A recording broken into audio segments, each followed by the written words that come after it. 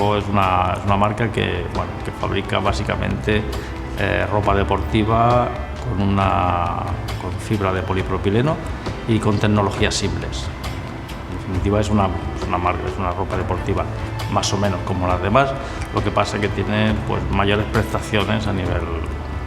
térmico, a nivel de evacuación de sudor, a nivel de confort y a nivel de compresión. Al principio no quería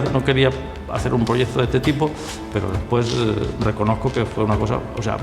me enseñó a tomar conciencia de lo que podía ser una empresa, o sea, a las cosas con las que me encontraría, a que tenían que pagar sueldos, impuestos, depende de qué cosas, que a lo mejor ahí cuando empiezas a pensar en crear algo no te lo planteas. Piensas en los precios de coste de la materia, en lo que te va a costar pues teñirla, acabarla, coserla, pero no piensas en depende de qué cosas, que cuando te hacen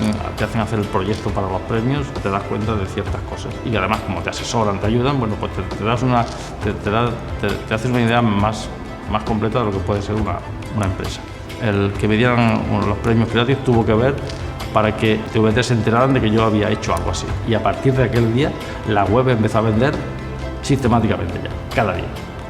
día había ventas y ya no ha parado. Lo primero es tienes que creer en tu proyecto, o sea, analizarlo muy bien,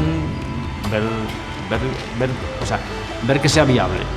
pero sobre todo creer en él y estar dispuesto a sacrificar prácticamente las 24 horas del día en pos de algo. Habrá momentos en que crees que no puedes seguir, momentos en que se pone todo muy feo, momentos en que te tirarían la toalla, pero tienes que seguir. Entonces, si lo haces así, yo creo que hay bastantes posibilidades de conseguir, de llegar a un buen fin. Pero has de estar dispuesto a luchar. Si no estás dispuesto a luchar,